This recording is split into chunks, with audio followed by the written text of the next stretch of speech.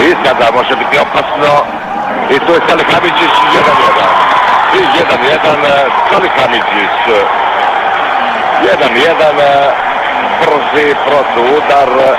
Rekao sam da se igra vrlo otvoreno.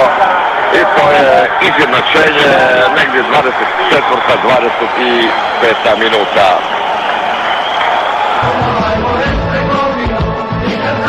Elvir Bolić dovodi Bosnu i Hercegovinu u vodstvo od 0:1 u 5. minuti.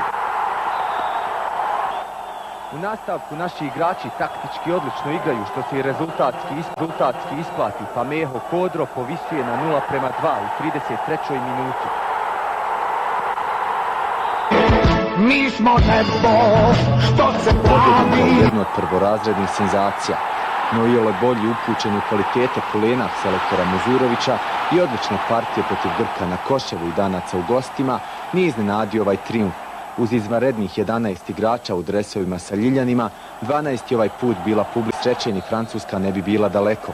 Imena poput Salihamidzića, Kodre, Mujčina, Konjića, Bolića, Baljića ili... Bolić is the man who's going to step up once again, and history repeats itself. He scored a second one. So 3 goals in the first half were enough to give Bosnia-Herzegovina a memorable... Принципиальная игра соседней таблицы, однако на глазах хорватского руководства балканское дерби началось с конфуза. Трудно сказать, занимался ли хорватский кипр Ладич балетом, однако с правильной постановкой стопы у него явно ритм. Боснийцы копируют последний хорватский стандарт, и Салихамиdzić сравнивает счет, чему на другом конце поля от всей души радуется несостоявшийся танцор. S obzirom na prethodne mečeve, ali moraju itekako biti zadovoljni spoznajom da imamo dobru osnovu za budućnost koja je stvorena za kratak period. Ako se osvrnemo unazad od prve utakmice sa Albanijom pa do sinoćnje sa Slovenijom...